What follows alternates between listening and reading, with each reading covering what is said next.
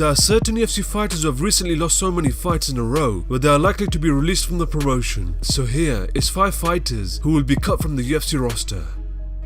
Number 5.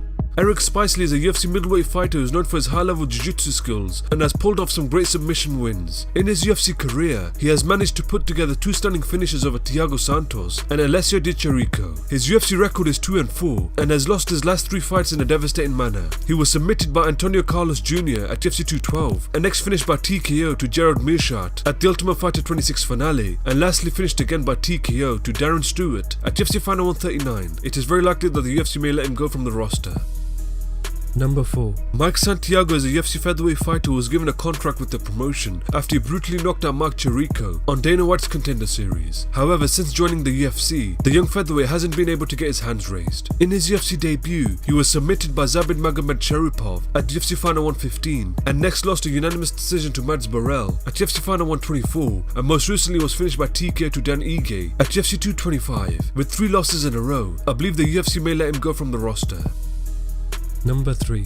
Rashad Evans is an exciting heavyweight fighter who always brings it whenever he fights. He put on an absolute war in his UFC debut against Chase Sherman, where he was eventually knocked out at UFC 211. He was next finished by TKO to Taito Uvasa, and lastly was finished by TKO to Chris De La Rocha at UFC 225. Despite him bringing a war every time he fights, a 3-fight losing streak without any win doesn't look good in the UFC. It is very likely that the UFC may let him go from the roster.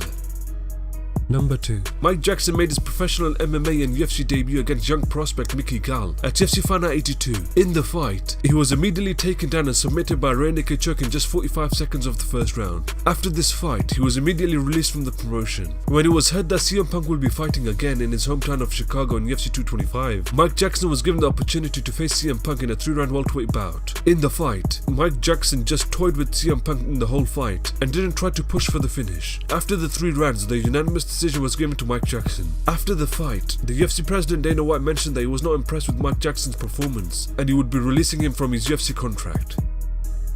Number 1.